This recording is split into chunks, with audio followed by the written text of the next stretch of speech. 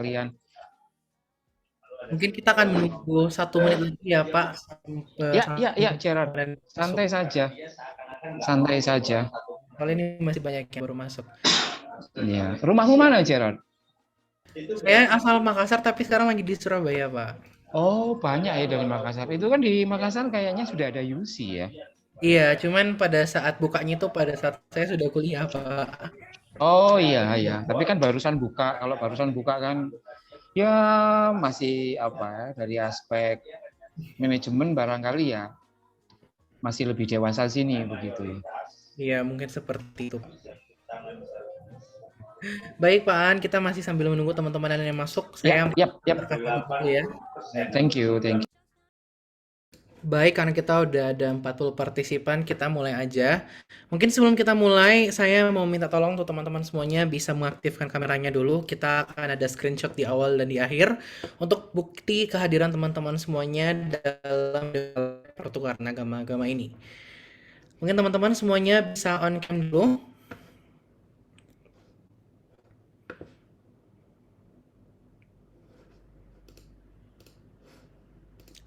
Sekali lagi buat teman-teman yang belum on cam, saya undang untuk on cam agar kita bisa segera mulai untuk diskusi pada malam hari ini.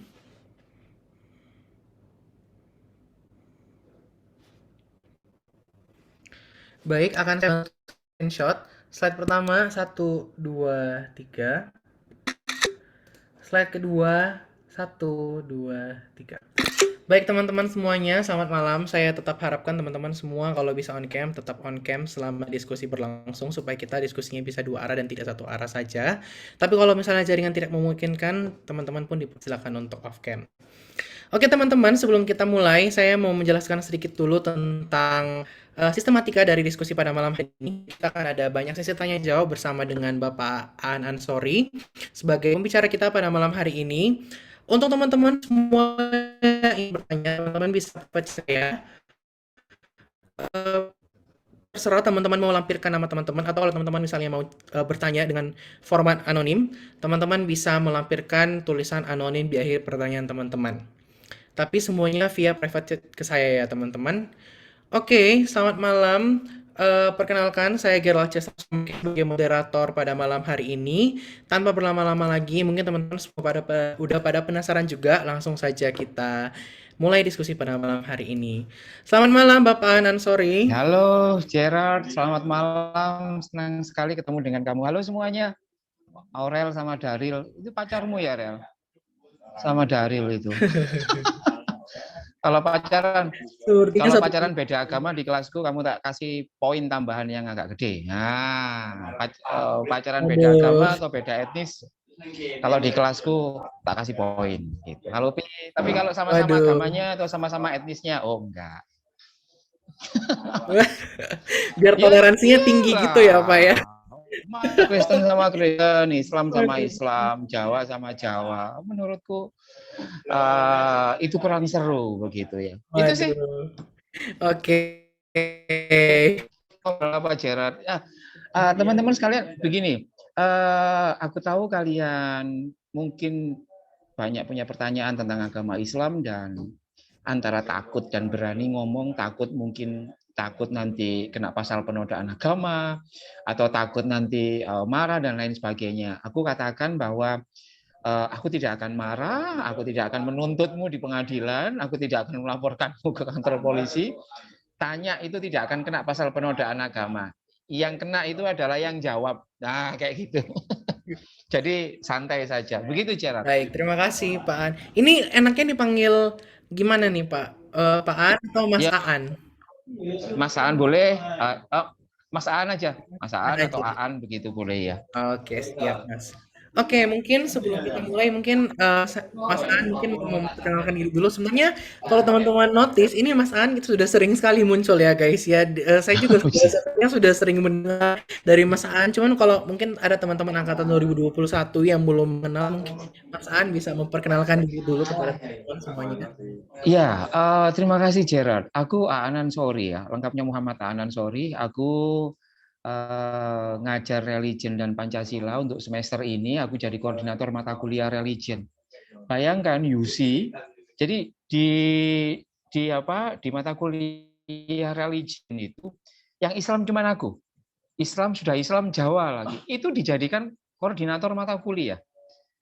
Menurutku itu sesuatu yang pelajaran penting, terutama bagiku untuk ngomong ke publik bahwa ini loh Ciputra yang meskipun kita tahu itu universitas yang swasta, tetapi kita tahu bahwa aspek protestanisme itu kan sangat kuat. Itu mau menjadikan orang Islam Jawa menjadi koordinator mata kuliah religion lagi. Aku mengambil diploma 3 di manajemen informatika di Jombang, mengambil S1 ilmu hukum di Jombang, mengambil hukum keluarga Islam, bagian dari Islamic Law di Universitas Hasyim Asy'ari Tebu Ireng Jombang. Sehari-hari aku di Jombang, seperti itu.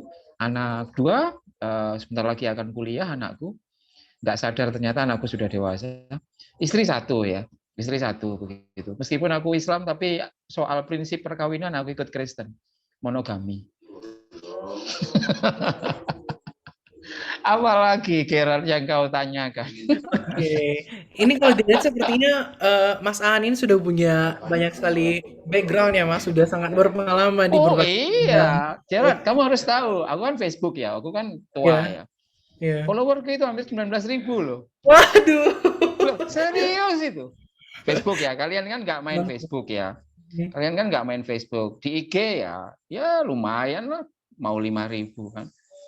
Jadi kalau aku menjadikan sosial media itu menjadi mimbarku ya, mimbar untuk menyuarakan gagasan dan lain sebagainya, terutama terkait dengan kampanye tentang Islam yang toleran, Islam yang ramah seperti itu. Gitu sih, Gerard. Moga-moga Baik. banyak yang tanya ya. Semoga banyak yang tanya. Saya sendiri Iya. sudah banyak pertanyaan sepertinya ini Mas. Oke.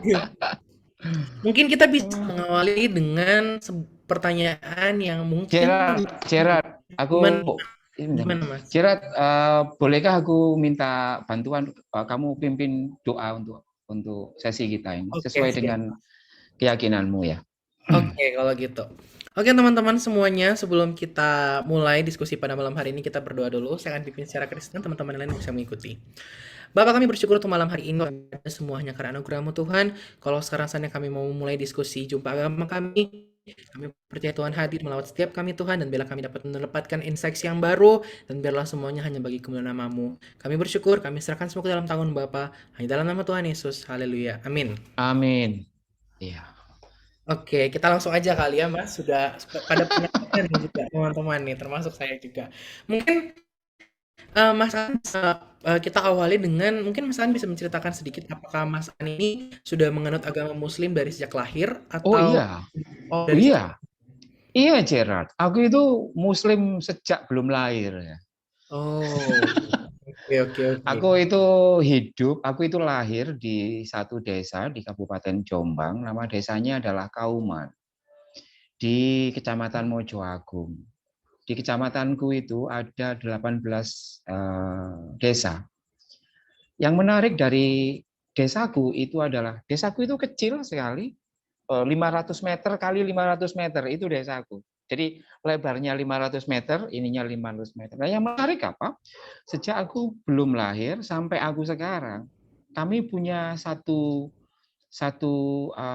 kredo khusus di desa itu, bahwa yang boleh tinggal menjadi penduduk di desa itu adalah harus orang Islam. Orang Kristen dan orang Tionghoa itu nggak boleh. Desa kami itu metropolis ya, artinya kalau kamu naik sepeda dari Surabaya ke Jogja sebelum ada tol, itu pasti lewat depan desaku. Oh, iya iya. Gitu. Pasti lewat depan desaku itu. Di depannya stasi Santo Aloysius yang ada di Mojoagung itu. Jadi sampai sekarang itu aku sampai sekarang hukum itu dalam tanda petik, cara pandang itu masih juga digunakan di situ, masih juga diugemi hingga sekarang. Bayangkan Gerard, bagaimana kualitas dalam tanda petik keislamanku kalau aku dididik dan dirawat di wilayah yang quote unquote sangat sangat menjaga, sekali lagi quote unquote kesucian kayak gitu. Jadi aku sejak kecil nggak punya nggak punya teman Kristen, nggak punya teman Tionghoa. Kalau melihat orang Tionghoa atau orang Kristen ya bawaannya pengen marah begitu. Itu sih aku sejak kecil. Jadi aku sejak TK sampai S2 itu mesti sekolah di sekolah yang ada embel-embelnya Islam dan pesantren. Pasti.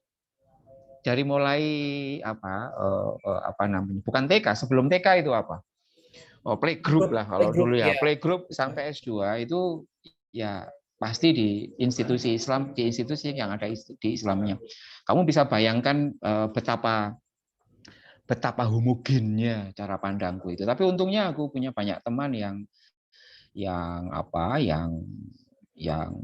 berpikiran terbuka begitu. Dulu aku sampai kelas 3 SMA ya kadrun lah. Artinya intoleran lah. Sampai kelas 3 SMA itu masih intoleran, tapi belakangan kemudian aku mengalami perjalanan spiritual begitu, ketemu dengan banyak pendeta, ketemu dengan banyak Bante, ketemu dengan banyak orang-orang dari berbagai macam, kemudian itu makin menyempurnakan keislamanku. Begitu sih, Gerard. Oke, ini menarik sih Mas. Mungkin saya pengen gali lebih dalam lagi tentang mungkin Mas Aan dulu yang sebenarnya tidak terbuka dengan orang Kristen ataupun orang Tionghoa itu sebuah kultur memang di desa itu atau sebenarnya mungkin itu merupakan sebuah ajaran lama dari agama Islam yang pernah ada. Aku nggak tahu ya. Mungkin itu bisa di belakangan aku kemudian merefleksi kenapa aku bisa seperti itu, gitu ya. Sangat mungkin karena memang apa ya? Aku dan banyak temanku itu tidak mendapatkan informasi yang cukup menyangkut sebuah identitas, menyangkut Tionghoa dan menyangkut kekristenan itu sendiri. Jadi misalkan terhadap aku dulu masih ingat betul ya kelas 5 sampai SD waktu itu. Ya, kami ini suka bikin rusuh ya, atau ya biasanya kalau ada toko-toko di sebelah kami itu kan ada toko-toko Tionghoa. Itu biasanya kami gedor-gedorin dan lain sebagainya. Jadi kami merasa bahwa waktu itu bahwa Tionghoa itu lebih makmur daripada kami begitu. Jadi kami menganggap quote unquote merasa lebih miskin, lebih termarginalkan kayak gitu. Dan Tionghoa yang itu bukan Islam itu mereka lebih apa namanya sejahtera dan lain sebagainya. Itu memantik kami. Awalnya sih kami bukan didorong ya, kami dikondisikan dengan cara seperti itu ya. Jadi kami tidak punya teman Tionghoa, kalaupun kami punya teman Tionghoa, pasti juga berjarak begitu ya. Artinya kan ada dua lapis identitas yang menjadi jurang pemisah kayak gitu. Pertama adalah identitas yang berbeda, yang kedua adalah yang berbeda. Karena Jawa dan Tionghoa itu memiliki satu jalinan romantisisme yang agak unik kayak gitu ya. Begitu juga dengan Islam dan Kristen gitu. Itu sih apa namanya Pak Gerard. Menurutku begitu karena aku dan banyak temanku banyak itu serawung atau make a friend dengan orang-orang yang berbeda, maka itu sangat mempengaruhi respon itu. Belakangan aku gitu kan. Oke, Mas. Berarti sama ini misalnya mungkin kalau misal kita menemukan orang yang bagaimana mereka dididik dan dibuat bisa punya teman yang lain itu yang menyebabkan mereka masih tertutup gitu ya sampai saat ini. Oh iya dong, iya. Misalkan gini aja lah, Gerard. Kamu bisa nyopir Bisa. nggak? Kamu bisa nyopir? Bisa ya. Katakanlah kamu ini jago nyopir, tapi di lapangan saja, tidak berani keluar ke jalan besar. Sehingga karena kamu mempersepsi jalan besar itu akan bisa menghilangkan nyawamu. kayak gitu. Nah, itu juga akan mempengaruhi cara pandangmu terhadap situasi lalu lintas.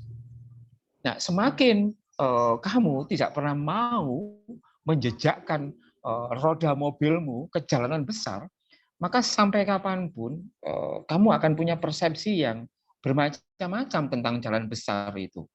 Semakin ada kamu membaca berita tabrakan, akhirnya itu kamu semakin ngomong, oh bener nih, gue harusnya memang harus di lapangan saja karena karena jalan besar itu benar-benar kesengsaraan. Kalau aku ke sana pasti nanti aku akan tertabrak. Nah, begitu juga cara pandangku waktu itu kayak gitu. Misalkan, oh kamu jangan nongkrong sama orang-orang Tionghoa, jangan nongkrong sama orang-orang Kristen.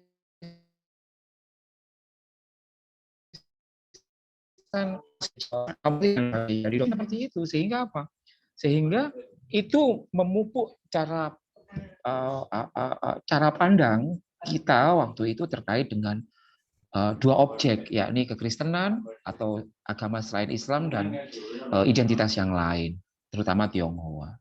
Gitu sih, Gerard, cara-cara intoleransi itu bekerja itu ya melalui hal yang seperti itu. Menganggap dirinya, jadi kalau ini aku kan juga trainer ya. Aku trainer itu aku bisa membuat orang yang awalnya toleran, bisa aku didik menjadi intoleran dalam waktu 1 hari, pun aku juga bisa mengubah seseorang yang awalnya intoleran menjadi toleran dalam 1 hari. Gitu. Caranya cuma 2, disuntik 2 hal. Pertama, disuntik cara pandang yang bias. Cara pandang yang bias itu adalah cara pandang yang meyakini bahwa identitas tertentu itu lebih unggul ketimbang identitas yang lain. Misalkan kalau papa dan mamamu mengatakan, Gerard, kamu ini Tionghoa, kamu itu harus merasa lebih unggul ketimbang orang-orang Jawa atau orang-orang Banjar dan lain sebagainya. Apalagi kamu laki-laki, kamu lebih tinggi dari perempuan. Nah, itu kita dididik cara pandang yang bias. Begitu juga dengan soal agama. Di sisi lain, yang kedua, dididik untuk melabeli orang yang berada di identitasnya di luar kita, itu dengan sesuatu yang rendah. Misalkan, aku sering mendengar bagaimana beberapa orang Tionghoa melabeli orang Jawa. Pemalas lah, yang tidak jujur lah, dan lain sebagainya. Kami yang Jawa, itu juga melabeli orang-orang Tionghoa dengan aneka hal yang belum tentu benar. Akhirnya ya rumit kayak gitu. Gitu sih, Oh Gerard. ya, paham Mas. Ya, ini salah satu memang hal-hal yang cukup saya pertanyakan juga selama ini dan ternyata saya dapat jawabannya. Didikan yang salah akan lead ke perilaku Nah, yang salah. betul. Itu sebabnya kamu nanti jangan cari pacar orang Tionghoa. Duh iya, gitu kan. Jangan cari pacar orang Tionghoa, gitu kan. Kok karena udah biasa orang Tionghoa dapat Tionghoa apa enaknya? Bukan apa istimewanya? Jawa dapat Jawa, apa istimewanya? Tapi kalau kamu Gerard disukai anak Tionghoa, juga disukai anak Jawa, nah berarti kualitas kegantengan itu pol notok. Nah, begitu. Oh, Ya kita di awal diskusi ini kita sudah deep talk ya masa. Oke, mungkin aduh. kita masuk ke pertanyaan yang mungkin teman-teman selama ini Silakan mau nanya apa? ya, Aurel sama Daril, tanya oh. Iya, Pak. ya mungkin langsung aja. Boleh. Sorry, boleh tanya nggak? Iya, takon apa? Jadi kalau misalnya beda agama, ini kan katanya, Masaan katanya bagus kan kalau beda agama. Apa? Kalau beda Gimana? agama, katanya kan bagus. Iya, based on love ya. Lalu Iya. ke depannya, Ya. apakah jalan sendiri-sendiri atau jalan Loh, kenapa? sendiri-sendiri, agamanya yang Loh, berbeda gitu atau gimana maksudnya? Kan kalau bagus. bagus, ya Ujungnya jalannya, gimana? ya ujungnya ya terserah kamu. Kalau kamu misalkan kamu Aurel Katolik, Daril misalkan Konghucu, ya kamu bisa kawin tetap Daril Konghucu, Aurel Katolik kan begitu. Kalau dalam Islam bagaimana? Kalau ada dalam Islam itu ada 2 kategori, ada tiga pendapat. Ya, Satu, kelompok konservatif. Kelompok konservatif itu kebenarannya cuma binerik. Kebenaran binerik itu begini, bahwa perkawinan itu suci, bahwa di luar Islam itu adalah kafir. Maka yang gelap dan terang tidak bisa disatukan. Nah, kalau Alkitabnya gitulah. Itu. Kalau Alkitabnya kayak gitu. Jadi kalau aku misalkan ya, aku suka dengan siapa ya? Anggap saja Raisa gitu. Raisa anggap saja dia Kristen gitu kan. Kayak gitu. Kristen Tionghoa lagi misalkan. Ya nggak boleh menurut kelompok konservatif. Tapi yang menarik ada kelompok lain dalam Islam, kelompok moderat. Kelompok moderat itu membolehkan dengan syarat. Boleh orang Islam kawin dengan orang namanya itu people of the book. People of the book itu adalah orang-orang yang Yahudi dan Nasrani, Yahudi dan Kristen. Itu boleh. Tetapi yang Yahudi dan Kristen harus perempuan. Jadi lakinya harus Islam, perempuannya boleh Yahudi, boleh Katolik, boleh Kristen. Itu yang moderat. Tapi kalau dibalik nggak boleh. Kayak gitu. Moderat juga mengatakan tapi kalau punya anak, anaknya harus dididik dengan cara Islam loh ya, gitu. Sama dengan Katolik, kalau perkawinan beda agama.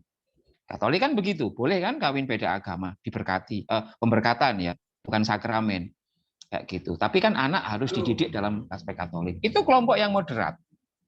Nah, yang kelompok ketiga itu kelompok progresif. Gitu. Kelompok progresif itu boleh semuanya.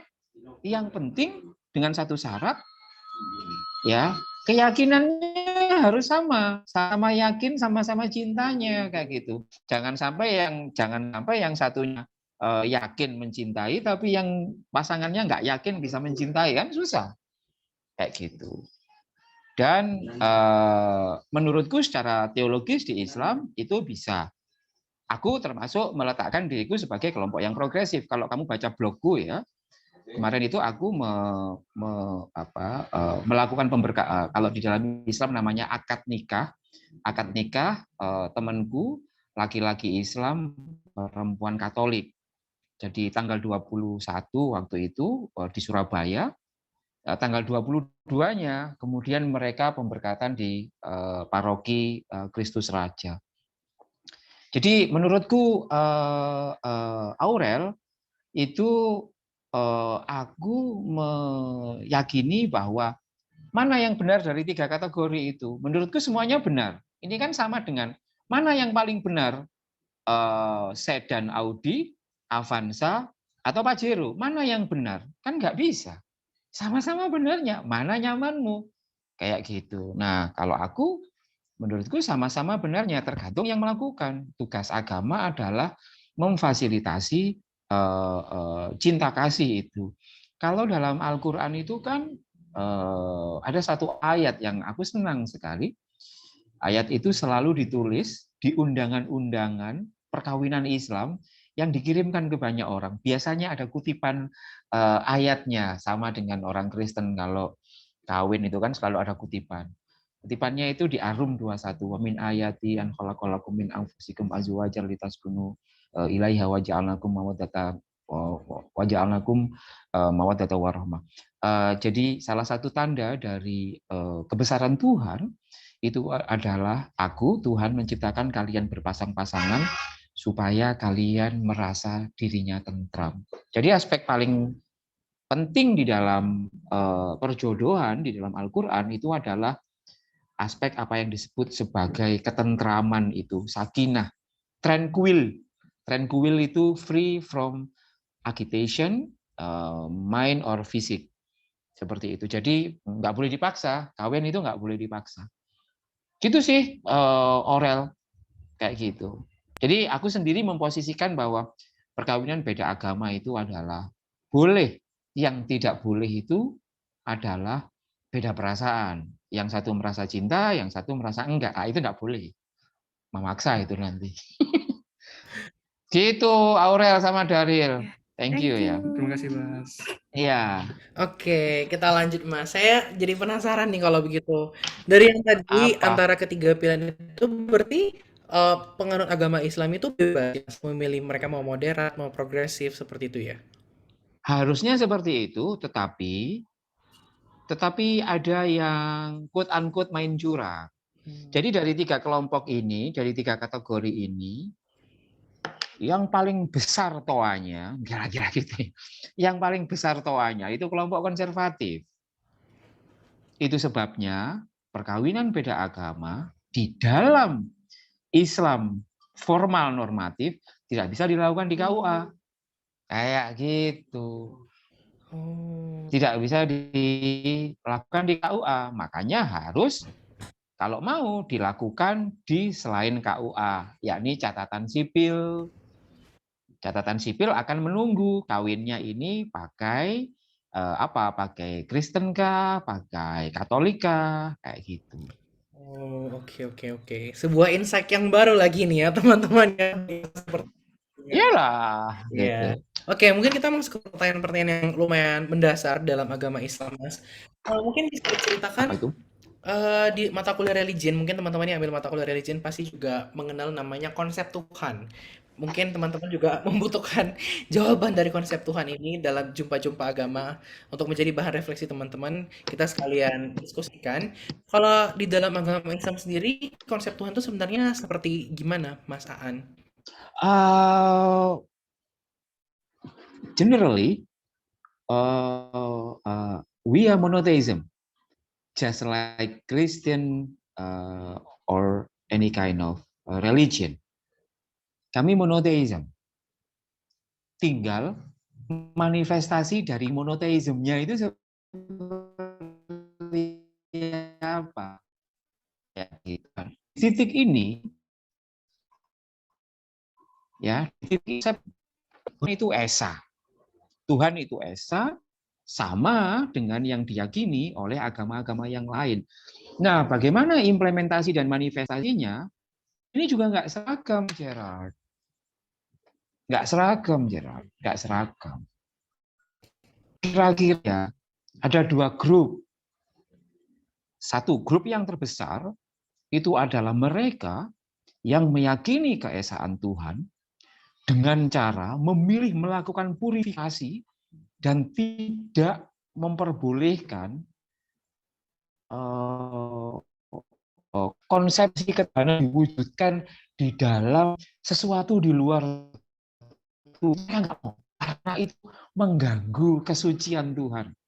Misal ya, ketika orang ditanya Tuhan itu apa Tuhan, misalkan kalau kamu nanya kepada orang Islam, coba sih gambarkan di kelasku itu di apa namanya di minggu yang kedua ketika ngomong soal konsep ketuhanan, aku selalu mendorong mahasiswaku itu untuk berimajinasi, berfantasi tentang Tuhan. Mereka itu punya kewenangan, mereka itu anak-anak didikku, itu aku minta untuk memanifestasikan Tuhan dalam pandangan mereka. Oh, yang Kristen kamu bisa tahu sendiri, banyak salibnya. Ada juga yang macam-macam. Ada juga orang Islam itu dia putih. Jadi kertasnya foto begini. Pak, saya meyakini Tuhan kami itu, Tuhan dalam perspektifku, itu adalah sangat agung dan saking agungnya tidak pantas untuk dideskripsikan. Begitu, Gerard. Begitu. Itu satu kelompok. Itu satu kelompok. Jadi kelompok ini memang benar-benar tidak memperkenankan Tuhan itu menubuh dan mendaging dalam bentuk apa saja. Nah, yang menarik adalah kelompok yang kedua. Kelompok yang kedua mengatakan seperti ini. Tuhan, oke, Tuhan itu agung, Tuhan itu abstrak. Kami ini disuruh mencintai Tuhan. Bagaimana kami bisa mencintai Tuhan, tapi kalau abstrak? Kan nggak bisa, misalkan kamu pacaran dengan Santi, tapi ketika ditanya Santi itu seperti apa? Santi itu cantik, ya cantiknya seperti apa? Nggak bisa dilukiskan, kamu nggak punya gambaran, kan susah. Nah, kelompok yang kedua itu kemudian berupaya bahwa untuk mendekatkan Tuhan yang abstrak dengan manusia yang konkret itu disatukan. Maka ada yang disebut madhab anthropomorphism, yakni meletakkan esensi ketuhanan itu di dalam narasi ketubuhan manusia. Misal, Tuhan itu punya mata, Tuhan itu punya wajah, Tuhan itu punya tangan, Tuhan itu bersemayam di dalam arasy. Jadi begitu. Kayak gitu. Nah, yang menarik apa? Bagaimana dengan di Al-Quran? Nah, di Al-Quran sendiri terdapat banyak sekali penggambaran Tuhan dengan memakai wajah Tuhan, tangan Tuhan. Kayak gitu. Tuhan itu juga bersemayam di arasy. Artinya konsep penggambaran Tuhan itu menurutku di dalam Islam itu bisa dipahami dalam dua bentuk. Ya, bagi kalian, katakanlah bagi orang-orang Islam yang nyaman, yang pengen nyaman, karena kan meyakini soal Tuhan itu kan sangat personal kan, Gerard. Kan sangat personal. Nggak bisa diseragamkan. Misalkan ya, bagaimana Daryl menggambarkan Aurel, itu kan sangat personal. Beda dengan kamu menggambarkan tentang Aurel. Nah, yang aku menarik adalah, jadi dalam Islam itu konsep ketuhanan itu juga bermacam-macam, tapi setidaknya ada dua faksi. Ada yang completely monoteisme yang pure dalam arti tidak berusaha memanifestasikan dengan kebendaan, ya. Ada yang kemudian meminta bantuan anthropomorphism itu dengan cara meletakkan Tuhan itu di dalam bayangan yang bisa dijangkau oleh manusia. Silahkan mau pilih yang mana. Tapi yang banyak hari ini itu adalah yang pertama itu. Makanya nggak boleh digambarkan yang begini. Oh nggak boleh. Tapi kalau aku sih nggak ada masalah. Begitu kan tidak ada yang dirugikan. Oh, gitu. iya, iya, Itu sih Mas. Gerard. Cuman cukup menarik karena di Al-Quran seperti yang tadi Mas An bilang, ternyata Tuhan dalam agama Islam itu ternyata digambarkan kayak Tuhan memiliki mata, Tuhan memiliki. Oh iya, Tapi ternyata iya, ada golongan yang tidak mau mendefinisikan Tuhan seperti itu gitu ya. iya kan ya enggak apa-apa. Yang nggak boleh itu adalah merasa paling benar. Hmm. Misalkan kamu faksi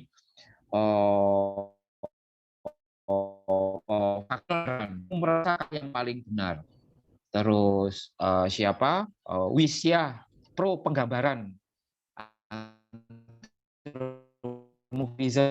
Lalu kamu katakan bahwa yang pro penggambaran itu, lalu kamu persekusi, kamu diskriminasi. Nah itu yang nggak boleh. Harusnya kayak gitu. Tapi kan ini kan soal kedewasaan ya, Gerald. Susah kalau beragama tanpa kedewasaan itu. Bawaannya selalu merasa insecure. Nah, gitu tuh. Relasi kan selalu tanya, kamu di mana, Beb? Kamu sama siapa? Lagi ngapain? Menurutku itu insecure. Insecure ya. Just don't do that. Itu teman-teman tips dari Mas Aan ya dalam relationship.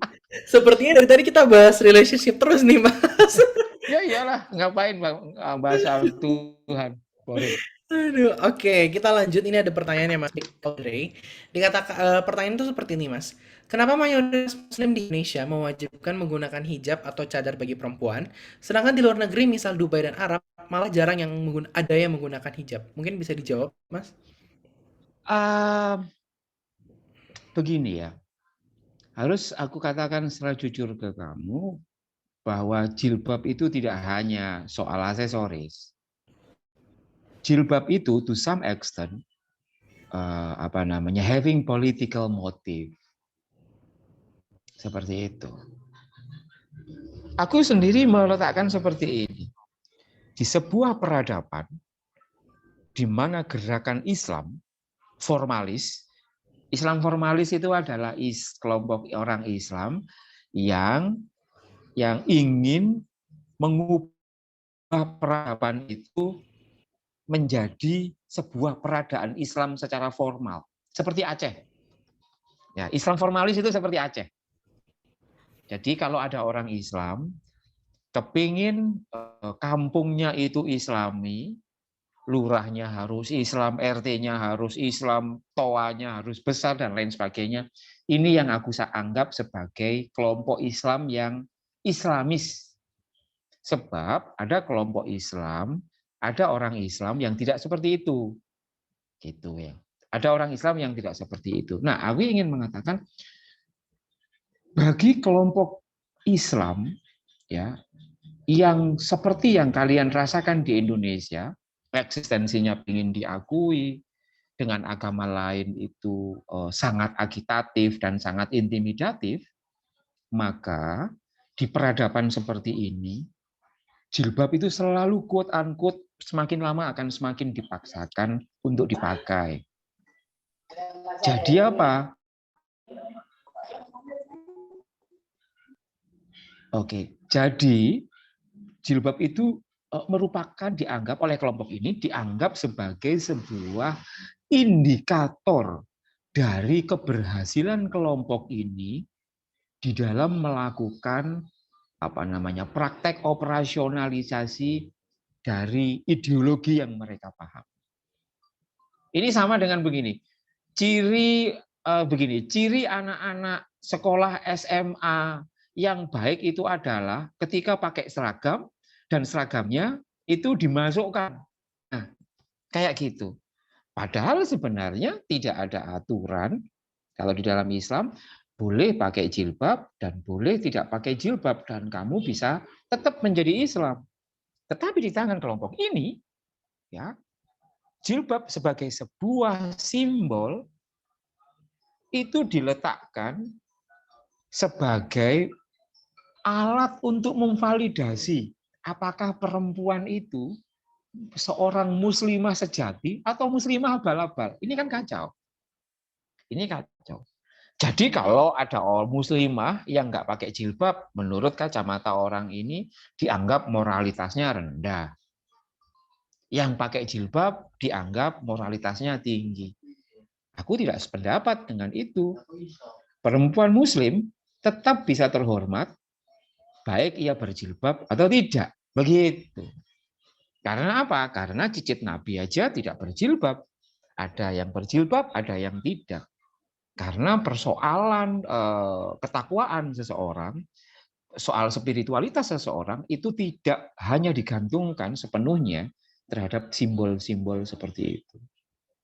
Begitu ceritanya. Kalau di Indonesia ini aku harus katakan bahwa yang menang adalah kelompok yang pertama, kelompok yang menginginkan, kelompok Islam yang menginginkan negara ini dikuasai oleh orang Islam secara formal. Seperti itu. Oh iya Mas. Tapi kalau misalnya seperti itu, what does Al-Quran says about jilbab, Mas? Ada dua pandangan. Misalkan di An-Nur 30-31 misalkan.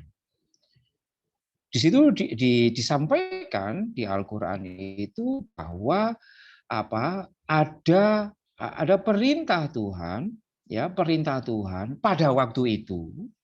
Perintah Tuhan pada waktu itu untuk meminta perempuan-perempuan Islam itu menjulurkan, menutup kepalanya dan menjulurkan jilbabnya itu ke bosom itu ke payudaranya supaya nggak kelihatan. Oleh kalangan yang tidak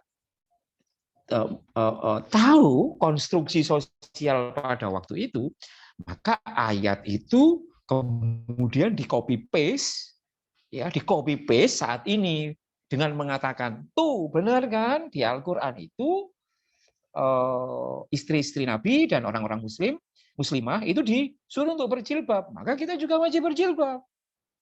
Copy paste. Nah, bagi kalangan sarjana dia ngomong, ini sebenarnya Dulu kenapa sih kok ada seperti itu? Ini kelompok yang lain. Kelompok yang lain. Pada konteks penurunan ayat itu, diyakini bahwa jilbab itu adalah tanda supaya ia tidak diganggu oleh orang-orang, mereka ini yang perempuan, supaya mereka tidak diganggu oleh orang-orang secara seksual, supaya menghindari seksual harassment. Kayak gitu.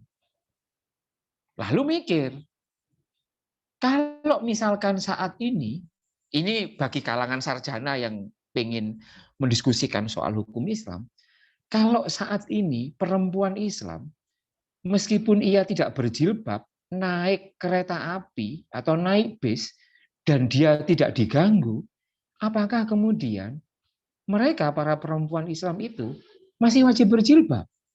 Nah, kan gitu akhirnya. Oh, nggak wajib.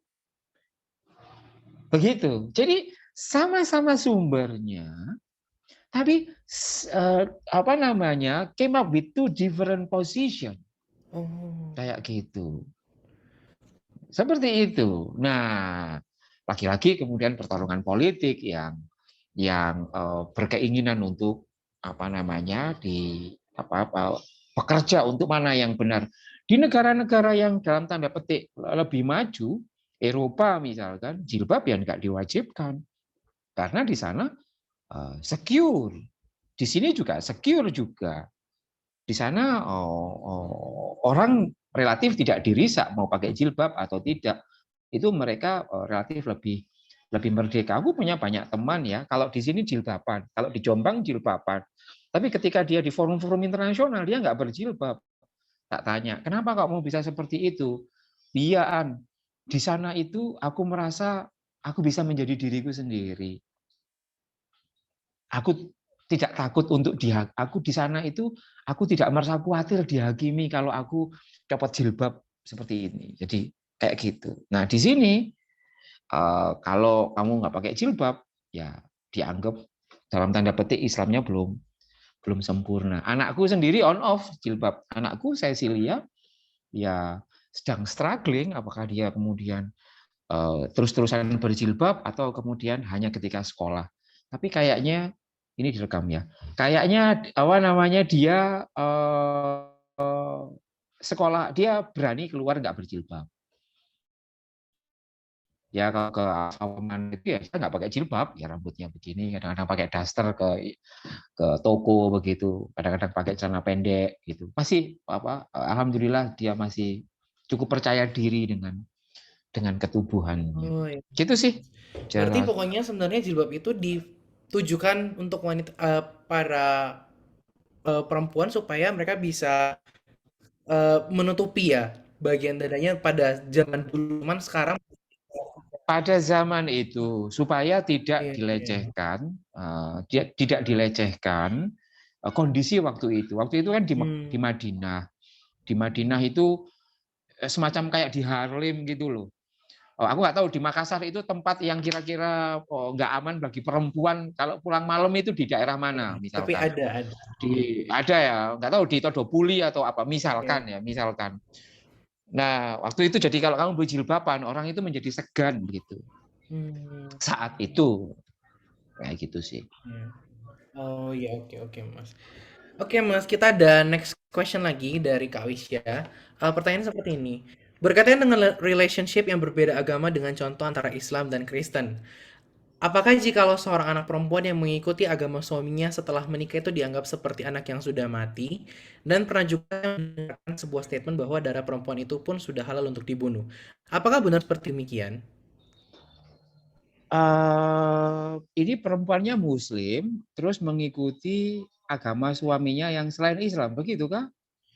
Sepertinya pertanyaannya seperti itu. Oke, anggap saja seperti itu ya. Jadi Ya. anggap saja misalkan laki-laki Aurel Muslim, Daril Kristen, lalu mereka saling jatuh cinta, lalu Aurel mengikuti agama Daril, begitu kan? Kira-kira kan supaya apakah Aurel ini darahnya halal? Bagi kalangan konservatif, ya, bagi kalangan Islam konservatif, kelompok radikal, ya, riddah, keluar dari Islam, itu mereka berpandangan ya wajib dibunuh. Kayak gitu. Ada yang namanya kalau di dalam negara-negara yang banyak Islamnya, ada nanti kamu googling ya, honor killing, membunuh untuk menjaga kehormatan. Jadi misalkan aku ya punya adik namanya Aurel, kami Islam. Lalu Aurel mengikuti Daril jadi Kristen. Aku sebagai kakak itu punya kewajiban berhak untuk membunuh Aurel karena ia sudah dianggap sudah mencederai family honor. Kayak gitu. Di belahan di negara yang beberapa negara Islam, misalkan di Pakistan itu masih ada honor killing. Aku sendiri mengatakan bahwa aku tidak setuju dengan itu. Menurutku darah atau nyawa manusia itu jauh lebih berharga. Kan di dalam Al-Quran disebutkan, aku lupa ayatnya, bahwa kalau kita membunuh satu orang itu juga sama dengan membunuh semua umat manusia. Nggak boleh sembarangan itu. Aku sendiri meyakini bahwa masa lalu di dalam tradisi Islam itu cukup pelik ya, cukup pelik. Tetapi yang aku tahu bahwa Islam itu berkembang. Islam itu berkembang. Aku meyakini bahwa Islam itu menjamin kebebasan berkeyakinan, kebebasan beragama, seperti itu. Jadi tidak ada paksaan dalam beragama. Di dalam Al-Quran doktrinnya seperti itu, sehingga misalkan kalau Aurel yang awalnya Islam, lalu karena ia mencintai Daril yang Kristen, dan kemudian untuk membuktikan kesetiaan dan loyalitasnya kepada Daril, Aurel kemudian minta dibaptis di gerejanya Daril. Aku sebagai kakak misalkan, it is okay, I'm happy for her. Karena apa? Ia sudah dewasa, ia memiliki hak sepenuhnya, baik yang dijamin oleh undang-undang, mau undang-undang level internasional, undang-undang nasional, atau menurut pemahaman hukum Islam yang aku pahami, la ikraha fiddin, tidak ada paksaan dalam beragama, maka Aurel juga memiliki hak untuk berpindah agamanya. Seseorang itu memiliki hak untuk bisa menjadi lebih baik. Caranya, ya dia setiap orang memiliki cara personalnya masing-masing. Jadi siapa namanya yang tadi nanya? Ya ada pandangan orang Islam yang mengatakan darah dari Aurel itu halal untuk di ini. Tetapi aku ingin katakan itu pandangan yang menurutku sangat meletakkan Islam itu dalam derajat yang memalukan. Jadi kalau ada orang Islam yang berpikir seperti itu, aku sebagai orang Islam itu malu. Kayak gitu. Masa kenapa tidak melihat ayat yang lain? Ayat di mana kemerdekaan dan kebebasan beragama itu juga dijamin di dalam Al-Quran.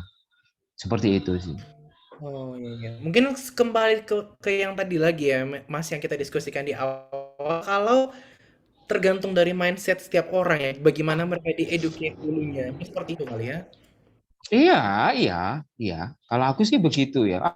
Aku dulu juga pikirannya gitu, kayak Gerald. Hmm. Oh, kalau ada orang yang beragama gitu, aku sangat merasa terluka. Duh, kenapa kok kamu mengambil jalan yang sesat? Kenapa kok kamu menjadi kafir? Kenapa kok kamu jadi murtad? Kamu nanti akan penghuni neraka dan lain sebagainya. Belakangan kemudian aku berpikir, kenapa aku bisa mikir seperti itu? Mungkin karena aku didoktrin bahwa carakulah sebagai satu-satunya yang paling benar. Dan aku tidak bisa karena pada waktu itu aku belum membaca banyak hal ya, sehingga orang itu kan merespon berdasarkan pengetahuan yang ia miliki. Gerald. Misal, ini kan ada sedikit cerita. Ada seorang monyet bergelantungan di atas sungai. Lalu dia melihat ikan di dalam air sungai itu. Dia bingung karena apa? Karena dalam pandangan dia, manusia itu hidupnya nggak mungkin dalam air. Kalau ada manusia atau hewan ada di dalam air, berarti ia sedang in trouble, sedang in danger. Kamu tahu apa yang dilakukan oleh monyet itu? ia berusaha sangat serius untuk menyelamatkan ikan itu. Dengan cara apa? Dia jegur, mencebur, ngambil ini. Pengen menolong. Supaya ikannya itu nggak mati. Ya. Sekali lagi, monyet ini tidak tahu bahwa ada jenis binatang yang hidupnya di air. Dia hanya mikir binatang itu kayak dia semuanya. Akhirnya apa? Berhasillah dia mengambil ikan itu. Dia dengan terengah-engah si monyet itu mengatakan, puji Tuhan, Tuhan terima kasih sudah memberiku kekuatan untuk menyelamatkan ikan ini dari kepungan air. Sekarang dia sudah selamat. Dia sudah berhasil aku selamatkan dan aku taruh di pinggir sungai. Supaya kering, supaya dia hidup. Gitu. Bagi orang yang nggak paham, monyet ini pasti dibodoh-bodohin.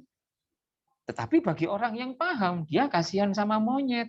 Ya ampun, monyet ini nggak pernah kuliah di UC kali ya. Nggak pernah tahu yang lain. Jadi begitu. Ada yang modelnya seperti itu, Gerald. Oh iya, baik-baik Mas. Ya perumpamaan yang bagus sih. Jadi langsung paham. Oh ternyata maksudnya seperti ini. Iya, gitu. Aku dulu menganggap orang-orang kayak kamu itu tersesat. Orang-orang Kristen itu tersesat. Gitu kan. Kasihan ya, udah Tionghoa Kristen lagi. Wah, dia pasti jadi penghuni api neraka yang selama-lamanya. Kenapa aku berpikir seperti itu? Ya karena otakku taunya cuma itu, Gerard. Dan ketika aku belajar tentang agama lain, nongkrong dengan banyak orang, baca buku, akhirnya pikiranku terbuka. Oh, cara pandangku ini salah. Begitu. Oh iya iya benar Mas. Ya dari sini juga belajar sih. Ternyata memang em, quality of education dalam pembelajaran agama juga penting. Iya, Mm-mm. betul. Sama dengan di Kristen. Kristen di Indonesia itu kan meyakini Tuhan itu kan dalam kerangka Trinitarian kan. Tuhan Trinitas kan. Iya. Kayak gitu. Padahal ada follower of Jesus itu yang mengatakan yang memakai madhab Unitarian. Artinya tidak memakai model Trinitarian. Itu menurut kelompok Trinitarian itu dianggap sesat, dianggap bukan Kristen. Wah, kena ini. Kenapa namanya? Oh, pikirannya ya kayak aku dulu kayak gitu. Menganggap yang bukan sepertinya itu pasti sesat. Hmm. Jadi semakin kita sering nongkrong, membaca dan bergaul dengan banyak orang, menurutku itu akan memperkaya cara kita dalam beragama dan itu akan berimplikasi terhadap the way we express our love and our compassion. Itu sih Gerard. Oh iya Pak Mas. Wah, seksi yang barusan ini benar-benar sampai saya sendiri merenung. Pasti teman-teman juga pada kayak, oh seperti itu. Oke Mas, ini ada yang lanjut pertanyaan ini dia anonim, gak mau disebutkan No, it's namanya. okay. Thank Ya, you. cuma dia bertanya, dia penasaran katanya, apakah ada satu hal yang mungkin unik di agama Islam, tapi orang-orang yang beragama non-Islam itu belum. Dia pengen tahu sih, kira-kira menurut Mas Aan ada nggak ya satu hal gitu yang mungkin unik di agama Islam, tapi orang-orang tuh nggak tahu gitu. Apa ya? Nggak tahu ya. Kamu tahu Ka'bah nggak? Oh iya tahu. Ka'bah itu. Nggak tahu. Ini mungkin kamu ini sudah banyak di Wikipedia. Tapi mungkin ada beberapa orang yang nggak tahu bahwa Ka'bah dulu itu adalah tempat ibadahnya semua agama-agama dulu. Ya. Jadi waktu dulu itu Ka'bah itu adalah itu terletaknya di kota Mekah, tempat yang ya seperti Citraland begitu ya. Semua orang itu pebisnis-pebisnis di situ dan tiap pebisnis itu punya punya agama masing-masing dan kalau mereka ingin bertemu Tuhannya dalam tanda petik, mereka cukup ke Ka'bah dan menempeli Ka'bah itu dengan aneka simbol-simbol Tuhan. Jadi Ka'bah itu adalah tempat ibadah bersama begitu. Artinya apa? Artinya sebenarnya Ka'bah itu secara historis itu tidak sepenuhnya bisa diklaim sebagai genuine milik orang Islam. Apalagi yang unik ya? Unik apalagi ya? Kalau puasa sih sudah ya. Apalagi? Nggak tahu. Mungkin tidak banyak orang Islam yang tahu kenapa babi itu Nah, diharamkan gitu ya. itu mungkin bisa dibahas kali ya. Kayaknya banyak banget yang dalam hati bertanya tentang hal ini. Eh, Pengharaman babi itu ada dalam Al-Quran, tapi tidak dijelaskan kenapa itu haram. Kenapa itu haram? Ya, hurrimat alaikumul maitata waddamu walahmul khinzir. Jadi di hari di mana aku mengharamkan, kata Tuhan, bangkai, kera, babi dan sebagainya. Nah, sampai saat itu kemudian banyak orang Islam mengatakan, oleh karena sudah ada di dalam Al-Quran, maka kami harus sami'na wa ata'na. Kami harus mentaatinya. Ya ini apa? Nggak makan babi. Alasannya kenapa? Asalnya nggak tahu. Tapi belakangan, ya ketika Islam berkembang, belakangan kemudian ada dalam tanda petik reasoning, ada rasionalisasi, dicarikan alasan-alasan. Misalkan, alasannya adalah, oh ini tidak higienis. Jadi makan babi itu tidak higienis. Atau alasan yang lain persoalan etis. Oh, babi itu hidupnya di tempat-tempat yang kotor. Itu yang jadi haram. Tapi bagi orang Islam yang kritis, maka dia akan bertanya balik. Loh, bukannya lele, bukannya itik, bukannya ayam, itu juga hidupnya nggak bersih-bersih amat, juga kotor. Kenapa boleh? Nah, kayak gitu. Kan gitu. Atau kalau alasannya higienis, misalkan. Alasannya higienis. Ya, makasih ya. Alasannya higienis. Misalkan ada orang yang kritis ngomong kayak gini. Taruh saja, anggap saja, daging babi ini dimasak dengan menggunakan satu teknologi yang benar-benar steril dan higienis. Berarti boleh dong untuk dimakan. Ya tetap nggak boleh, gitu kan. Jadi menarik gitu. Menarik. Nah, belakangan kemudian aku membaca 2 tahun yang lalu aku membaca satu karya tulisan dari Dr. Nicole Ruane. Dia salah satu dokter ilmu teologi. Dia menyelidiki tentang kesucian babi dalam perspektif biblikal. Begitu. Jadi kenapa babi itu diharamkan di dalam konteks konteks Yahudi? Kenapa kok di dalam Islam? Menurutku sangat mungkin cara pandang Islam itu juga dipengaruhi oleh cara pandang Yahudi. Nah, di Yahudi itu menarik. Babi ini dianggap melakukan pemberontakan. Karena apa? Karena nggak bisa diatur. Pertama,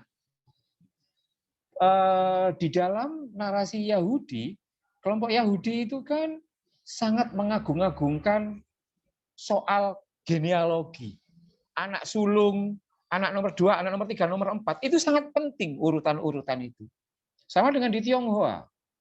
Menjadi anak sulung, itu beda dengan anak-anak yang lain. Karena persoalan warisan, persoalan tanggung jawab kekeluargaan, itu diletakkan di anak sulung. Nah, babi itu tidak disukai karena apa? Karena konsep sulung dan bungsu di dalam proses reproduksi itu nggak jelas. Lihat aja kalau kamu babi itu melahirkan. Itu kan sampai 12, 13 sulung dan itu nggak dianggap sama sekali. Yang kedua, itu adalah mereka kelompok Yahudi ini tidak menganggap bahwa jika ada cara pandang idealitas hidup orang Yahudi terhadap perempuan itu juga dilekatkan di dalam kehidupan binatang juga. Artinya kalau ada binatang yang model reproduksinya itu tidak masuk di akal, itu berarti dianggap aib. Kan tidak mungkin itu ada manusia yang yang bisa kawin sampai 12-30, bisa melahirkan 12-30. Lah, babi ini kok ngawur ini. Itu yang kedua. Yang ketiga, di dalam tradisi perbabian itu laki-laki itu bertekuk lutut karena apa? Laki-laki dikebiri. Babi itu kalau laki-laki kebanyakan kan yang laki-laki kan dikebiri. Padahal pengebirian itu adalah sebuah hal yang tidak boleh terjadi. Jadi para lelaki Yahudi waktu itu merefleksikan kehidupan babi itu di dalam dirinya. Wah, babi ini nggak masuk di dalam ini, ya sudah diharamkan. Itu salah satu teorinya dari Dr. Nicole Ruwen sih, yang sepertinya itu juga sangat mungkin diamini oleh banyak orang Islam, tetapi tidak disadarinya. Gitu Gerard, sorry banyak omong. Aduh, jangan gitu Mas. Saya sambil dengar-dengar insight ini, oh ternyata seperti ini, oh ternyata seperti ini gitu. Jadi memang ternyata ada banyak teori-teorinya tergantung gimana perspektif orang mendefine teori Iya, tersebut gitu ya. betul. Nggak apa-apa sih orang itu nggak suka babi. Yang nggak boleh itu adalah ketika ia melarang orang lain yang suka babi untuk memakannya. Ini yang nggak boleh. Hmm. Aku nggak makan babi.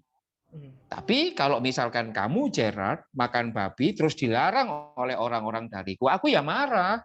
Nggak boleh. Begitu. Nggak boleh itu artinya ya biarkan yang suka babi ya makan babi. Yang nggak suka makan babi ya nggak usah dimakan. Tapi nggak usah ngelarang-larang dan nggak usah nyuruh-nyuruh orang. Yang nggak boleh itu memaksa orang itu untuk tidak makan atau memaksa orang lain untuk makan. Nggak boleh. Memaksanya itu yang nggak boleh. Betul betul sekali Mas.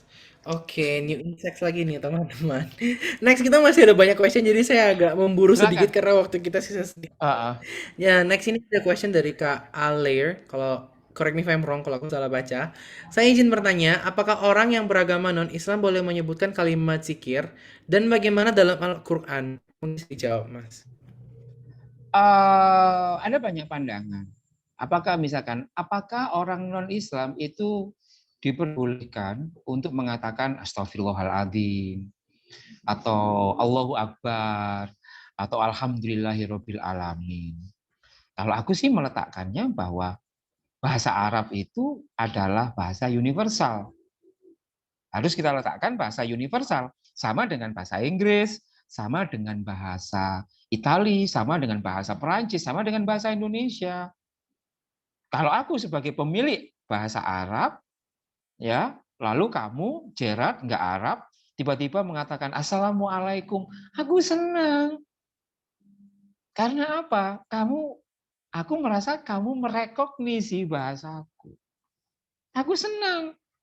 Sama dengan teman-temanku yang Kristen, senang ketika aku mengucapkan shalom, berkah dalem, namaste, kayak gitu-gitu.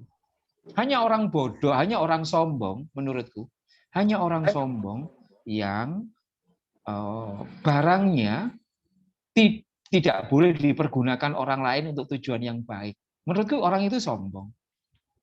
Ya, enggak apa-apa. Kalau aku sih, kalau pertanyaannya seperti itu, apakah boleh? Kalau aku meyakini, aku justru mengucapkan terima kasih. Aku mengucapkan alhamdulillah. Kayak gitu. Tidak harus masuk Islam dulu, baru kemudian enggak sih, enggak. Menurutku bahasa Arab itu kan Assalamualaikum itu kan sama dengan selamat pagi, sama dengan shalom. Ya bisa aja. Kalau Assalamualaikum itu sebagai bahasa pergaulan itu boleh. Alhamdulillah itu kan sama dengan puji syukur, puji Tuhan, puji Gusti, kayak gitu. Sama, harus sering dilakukan supaya apa? Supaya hidup kita lebih berwarna-warni. Jangan takut menggunakan hal-hal seperti itu.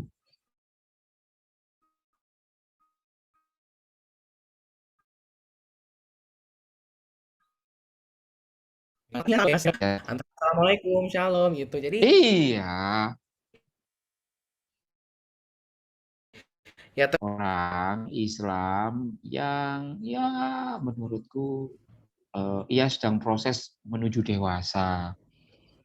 Artinya, loh, kamu ini Kristen kok ngomong alhamdulillah. masih kagetan kayak gitu. Nah, ketika menghadapi orang seperti ini, ya tetap saja disapa dengan baik, dijelaskan bahwa tidak ada niatan untuk menghina, mengejek. Justru aku ingin mengapresiasi gitu. Tapi kalau dia keberatan, ya jangan sampaikan itu di hadapan dia. Dan jangan menganggap seluruh orang Islam seperti dia, begitu. Gunakan aja di tempat yang lain. Gitu. Iya, baik Mas.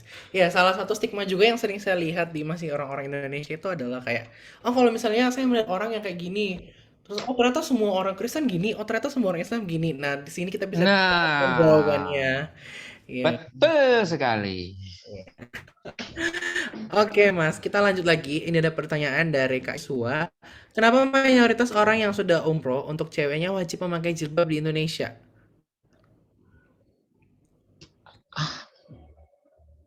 Nggak tahu, aku juga heran deh, Gerald. Tapi rata-rata temanku itu setelah umroh, setelah haji, itu pulang-pulang itu seperti memikul beban untuk mencitrakan dirinya terlihat religius di hadapan publik. Dan pilihan yang diambil itu adalah pilihan secara fashion. Ya. Mungkin ia merasa perlu untuk menunjukkan bahwa ia adalah seorang muslim yang baik. Setidaknya dengan menggunakan simbol seperti itu. Tetanggaku enggak kok Pak, bagus itu. Kenalkan dengan aku Arik, bagus itu. Tapi mungkin tetanggamu mungkin tidak banyak, mungkin satu dari sedikit orang yang berani seperti itu. Kalau aku berjilbab itu atau memakai apapun atau tidak memakai apapun itu tidak berbanding lurus dengan citra keislaman itu. Aku sih membayangkan ketika orang itu selesai umroh dan selesai ibadah haji begitu, maka persekawanannya dengan teman-teman yang berbeda agama itu makin kuat harusnya. Artinya apa? Kalau dulu nggak pernah ke gereja, nggak pernah menghadiri undangan temannya Natalan, ya, tapi setelah umroh dia kemudian menjadi tercerahkan dan diundang datang gitu. Tapi yang terjadi justru sebaliknya. Dulu haji sebelum umroh masih mengucapkan selamat Natal. Tapi setelah haji, setelah umroh kemudian malah nggak mau dan menjadi buku lainnya. Ya enggak apa-apa. Hanya saja yang aku idealkan adalah jangan sampai kemudian kita terperangkap dengan model berpikir bias terkait dengan pakaian. Terperangkap dalam jebakan bias dalam pakaian itu begini, Gerard.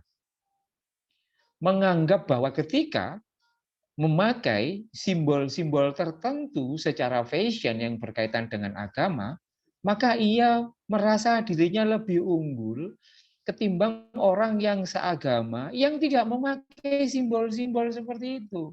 Itu yang nggak boleh, itu penyakit.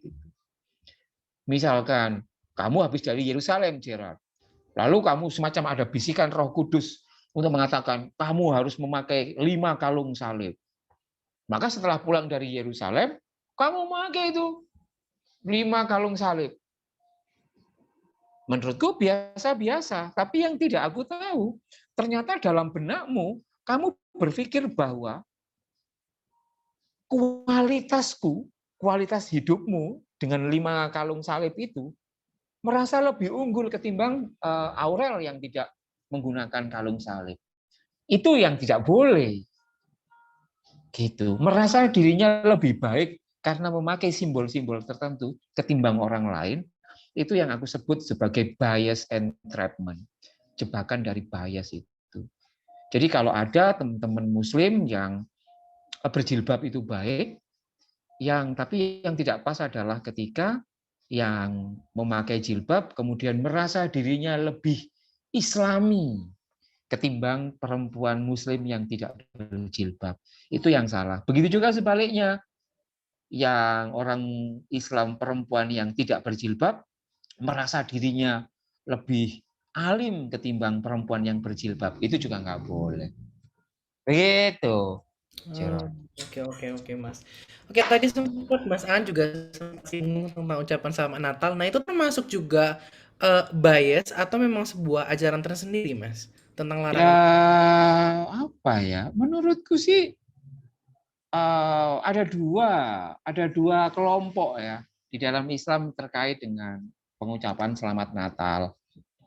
Satu kelompok yang mengharamkan ucapan selamat Natal dengan alasan kalau kamu mengucapkan selamat Natal berarti kamu meyakini bahwa Tuhan itu adalah Tuhan itu bukan Allah tapi Tuhan Yesus. Begitu. Ada yang berpandangan seperti itu. Tapi kalau aku mengucapkan selamat Natal. Alasannya apa? Alasannya di Al-Quran, itu juga ketika Yesus lahir, itu juga Al-Quran mengucapkan selamat Natal versinya. Wassalamu alayya yauma ulitu wa yauma amutu wa yauma ub'atu hayya. Itu surat Maryam 19 ayat 31 or 32 begitu. Keselamatan atau kesejahteraan bagiku, kata Yesus ya, kata Isa, kesejahteraan bagiku di hari di mana aku dilahirkan, di hari di mana aku diwafatkan, dan di hari di mana aku dibangkitkan kembali. Itu ucapan selamat. Menurutku itu adalah ucapan Natal ala Al-Quran yang menurutku menunjukkan bahwa sebenarnya semangat Natal itu juga dimiliki oleh diapresiasi oleh Al-Quran itu. Nah, aku memilih untuk mengikuti Al-Quran yang itu. Kalau Al-Quran saja mengucapkan selamat Natal dengan gayanya sendiri, ya maka nggak salah dong kalau aku mengucapkan selamat Natal. Bagi mereka yang tidak mengucapkan selamat Natal bagaimana? Ya enggak apa-apa. Yang papa itu adalah kalau mereka menganggap diri mereka yang paling benar dan disertai dengan kebencian terhadap orang-orang yang melaksanakan Natal. Itu yang nggak boleh. Oh, oke Mas. Oke, menarik ini. Oke, next itu ada pertanyaan lagi, cuman ini dia anonim. Apakah benar ada aturan yang menyatakan bahwa umat Islam harus dipimpin oleh sesama umat Islam pula? Kalaupun iya, apakah benar atau baik apabila itu diterapkan di Indonesia yang merupakan negara dengan keberagaman? Dulu, gitu.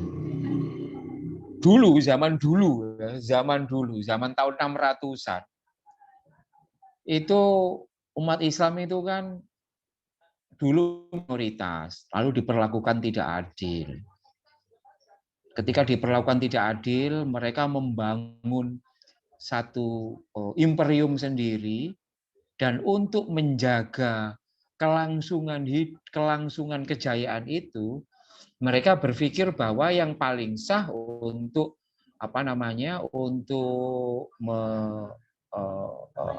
meneruskan itu adalah orang yang satu agama, kayak gitu. Ya sama lah, Gerard, bapakmu kan misalkan punya bisnis, ya ada anaknya, ada Gerard, ada beberapa. Masa dikasihkan orang, apalagi orang yang bukan Tionghoa, memungkinkan nggak? Memungkinkan, tapi kemungkinannya besar atau kecil? Kecil. Karena apa? Karena pada waktu itu, darah itu lebih kental ketimbang air. Agama itu lebih kental dibanding itu. Jadi ada presiden masa lalu yang seperti itu. Sehingga di dalam Al-Quran itu merekam hal-hal yang seperti itu. Kamu kan sudah kira-kira begini. Ketika aku berkawan denganmu, Gerard, lalu kamu mau menyakitiku terus, lalu bapakku bilang, Aan, udahlah, kamu jangan dekat-dekat dengan Jerat yang Tionghoa dan Kristen itu. Ya begitulah orang Kristen dan orang Tionghoa jahat. Ya, jangan dekat-dekat dengan mereka. Bapakku ya mungkin nggak salah karena konteksnya pada waktu itu kamu persekusi terus. Tapi kan kemudian everything change. Kayak gitu. Kan nggak semuanya orang Tionghoa dan orang Kristen itu jahat. Nah, di titik ini aku ingin mengatakan bahwa di dalam konteks negara Indonesia, aku lebih memilih kandidat gitu. Aku akan lebih memilih pemimpin publik berdasarkan rekam jejak yang ia miliki, bukan agama yang ia anut. Kalau misalkan katakanlah calon wali kota Surabaya satu dari kalangan Islam, tapi ia pelaku KDRT dan pernah ditahan karena kasus korupsi, melawan kandidat Tionghoa, Kristen, tapi track recordnya baik, ya aku akan milih Tionghoa Kristen. Karena apa? Karena ini menyangkut urusan publik. Kalau milih sesama agamanya, emang ini milih wali kota atau milih imam sholat? Kan kayak gitu. Kalau milih imam sholat ya harus Islam. Tapi ini kan bukan milih imam sholat. Kayak gitu. Jadi menurutku kewajiban untuk memilih pemimpin publik yang seagama itu tidak wajib dilakukan manakala yang bersangkutan ternyata tidak menunjukkan kualitas kepemimpinannya yang baik. Kayak gitu. Jadi aku sih termasuk pendukung bahwa pemimpin publik itu harus dipilih berdasarkan track record-nya. Apakah ia anti korupsi atau enggak? Apakah ia pro gender, keadilan gender atau enggak? Apakah dia pluralis atau enggak? Persoalan agama itu urusan nomor 2. Karena itu akan terlihat dari bagaimana ia beragama di ruang publik. Kalau ia misalkan anti korupsi, ya kalau dia Islam berarti ia memahami Islam secara baik. Kalau ia tidak perlu menonjolkan agamanya, karena agama itu terrepresentasi dari track record-nya di publik. Nggak suka bohong, pintar, dan juga amanah seperti itu. Gitu sih. Oke, baik Mas. Nah, ini mungkin membuka insight baru lagi ya teman-teman ya. Mungkin ada yang berpikir sama ini, oh ternyata di agama Islam itu harus memilih sesuai dengan misalnya pemimpinnya calonnya agama Islam, ya harus pilih Islam itu. Ternyata tidak sesuai dengan Enggak penjelasan. juga. Enggak juga. Tergantung gimana pribadinya ya Mas ya, bagaimana dia Iya. berpengaruh. Iya, betul. Oke. Oke Mas, mungkin kita mau masuk ke pertanyaan habis nih, mau terakhir juga, waktunya udah mau selesai. Ini Oke. satu pertanyaan dari Kak Wisya lagi. Menurut sejarah untuk masuk ke agama Islam itu sangat mudah sekali, hanya dengan menyebut 2 kalimat syahadat. Menurut pengalaman pribadi, ada teman saya dengan tidak sengaja dan diiring sedikit candaan mengucapkan 2 kalimat syahadat. Apakah secara otomatis langsung dianggap telah beragama Islam atau gimana ya? Cukup menarik nih pertanyaannya, Mas. Ini kan sama dengan kamu pegang KTP, lalu coret-coret dan lain sebagainya, lalu di kolom agama di KTP berubah. Apakah kemudian itu berubah? Menurutku sih, ya meskipun masuk Islam itu gampang, tapi ya nggak segampang itulah. Kayak gitu.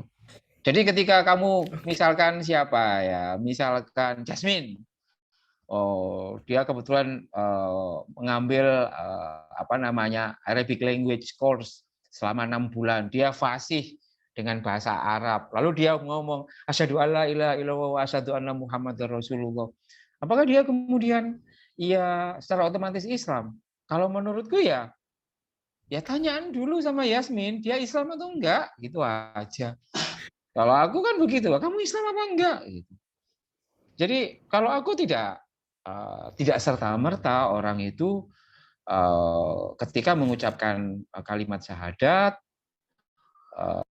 yang tidak dibarengi dengan kesadaran kesadaran secara pikiran, kognisi maupun afeksi tentang apa yang ia telah lakukan, maka sebenarnya ya tidak serta-merta kemudian dia dianggap langsung menjadi orang Islam seperti itu. Ya, lagian apa enaknya sih kemudian umat ini nambah dengan hal yang seperti itu? Kan ya nggak bisa seperti itu. Jadi kalau aku sih enggak lah. Ya tergantung aja yang gitu. Siang tadi ngomong syahadat, kamu merasa Islam atau enggak? Ya kalau Islam ya Islamlah kau. Kalau enggak ya enggak lah. Sesimpel itu saja begitu kan. Karena beragama itu adalah soal kesadaran diri. Betul. Begitu sih, Gerald. Mas. Oke, Mas, mungkin satu last question ya, pertanyaan terakhir menurut kita pada malam hari ini. Ini Ya, mungkin lebih ke bertanya soal relationship lagi, Mas. Jadi memang bertanya ke pakar relationship-nya langsung. Waduh. apa? Jadi gini, pertanyaannya, ngomong-ngomong soal relation, kalau misal dari kita dan pasangan kita sendiri menerima pernikahan beda agama, tapi orang tua menentang. Waduh. Apakah kita tetap melanjutkan hubungan atau apakah kita harus memutuskan hubungan? Gimana, Mas? Gerard, kamu tahu kenapa Jack Ma itu jadi milioner? Kenapa? Karena ia tidak pernah menyerah. Kamu tahu kenapa Batman itu selalu menjadi nomor 1? Karena setiap kali ia jatuh, ia bangkit kembali. Setiap kali ia jatuh, ia bangkit kembali. Kamu tahu kenapa pedang itu menjadi sangat tajam? Karena ia sering diasah. Jangan pernah mengatakan kamu jatuh cinta pada pasanganmu, tetapi tidak mampu untuk membuktikan seberapa kuat kamu bisa berkorban demi cintamu itu. Aku meletakkan seperti ini, bahwa semakin relasimu itu ditentang, itu sebenarnya adalah challenge. Kamu ini cintanya beneran nggak? Pacarmu ada di sini nggak? Siapa nama pacarmu? Gerard. Anggap saja pacarmu namanya Evelyn. Oh iya, Pak. Nah, gitu. Misalkan Evelyn sudah oke. Evelyn dari Katolik, kamu dari Protestan. Evelyn sudah oke. Ternyata kamu udah pacaran 5 tahun, ternyata kamu masih diintervensi orang tua. Dan kamu lebih berat ke orang tua ketimbang mempertahankan masa depanmu bersama Evelyn. Kalau seperti itu, ya memang seperti itu kualitas cintamu, Gerald. Seperti itu. Sehingga apa? Sehingga menurutku adalah itu sangat tergantung dari kita. Kalau kita meyakini bahwa Evelyn lah sebagai the only one we could live, maka ya worth it untuk apa? Untuk dikejar atau tidak. Dan itu adalah ujian bagi kamu, bagiku, dan lain sebagainya. Cuman persoalan hukumnya adalah kita juga kadang-kadang harus meyakinkan kepada orang tua. Kadang-kadang orang tua itu kan menunjukkan rasa cintanya dengan cara-cara yang agak menyebalkan. Kadang-kadang. Jadi ketika orang tuamu melarang kamu jatuh cinta dengan Evelyn yang Katolik, itu sebenarnya orang tuamu itu sedang pengen dipupuk, sedang khawatir. Kalau seperti itu, jangan marahi orang tuamu, jangan marahi mamamu. Yang kau harus lakukan adalah peluk mamamu. Ma, I'm fine. I'm still the one you love. Gitu kan. Aku nggak akan kemana-mana sama Evelyn. Aku akan tetap mencintai mama dan papa. Jangan khawatir. Itu orang tua menjadi lebih nyaman. Kayak gitu. Ketimbang kamu mengambil langkah konfrontatif dengan orang tua. Nah, di titik ini, aku ingin bagi tips ke kamu. Pastikan kalau kawin beda agama, pastikan kamu di atas usia 21 tahun. Kalau di bawah 21 tahun, maka kamu wajib meminta restu pada orang tua. Kalau meminta restu, maka perkawinanmu tergantung sama orang tua. Tapi kalau usianya minimal 21 tahun, bagusnya 22, 23, maka bailo, ya, restu orang tua itu tidak diperlukan. Artinya hukum di Indonesia menganggap kamu sudah bisa melakukan perkawinan secara mandiri meskipun tanpa direstui orang tua. Begitu caranya. Oke, Mas. Ya buat teman-teman yang tadi bertanya, ada yang private chat ke saya tuh kebetulan, itu jawaban langsung dari expertnya nih tentang relationship. Oke, Mas Aan, karena aduh sayang sekali ternyata waktunya sudah habis untuk kita diskusi malam hari ini. Padahal Thank masih you ya Gerard. Mas. Terima Mungkin kasih sebelum semuanya. kita menutup kita foto bersama ya, Ayo, Mas. ya, ayo Baik. dibuka, Aurel, dibuka ininya. Teman-teman, saya persilakan untuk on cam Biarin. sekali lagi.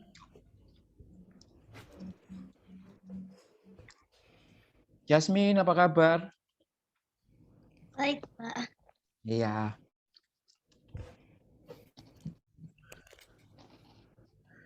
Baik, teman-teman, akan saya bantu untuk screenshot. 1, 2, 3.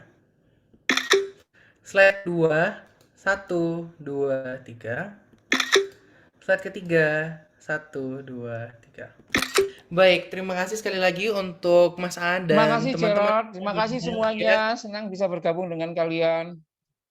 Baik, kalau saya boleh menutup, saya bisa memberikan sebuah closing statement bahwa toleransi bukan hanya milik satu golongan umat beragama, tetapi milik semua golongan dan berlaku untuk semua pemeluk agama. Dengan kata lain, hasil tertinggi dari pendidikan adalah toleransi. Karena semakin orang paham akan perbedaan, dia akan paham makna dari kebersamaan. Terima kasih sekali lagi Mas Aan dan teman-teman semuanya sudah dipersilakan untuk live. Thank you. Terima kasih, selamat malam. Tuhan memberkati semua. Thank you, thank you, thank you. Terima kasih, Terima Mas. kasih. Terima kasih, Pak. Thank you. Terima kasih, Pak. Thank you. Jangan lupa bikin laporan. Jangan lupa Iya. bikin laporan untuk week 8. Dari koordinasi langsung. Kelas religion ya. Kelas religion ya. Jangan lupa bikin laporan. Bagi yang non religion, kamu bisa submit itu di Stadium General supaya dapat poin tambahan. Gitu. Siap, Pak. Thank you ya. Baik, terima kasih banyak Thank Mas. you. Saya juga. Thank you Gerard. Makasih, makasih. Selamat malam.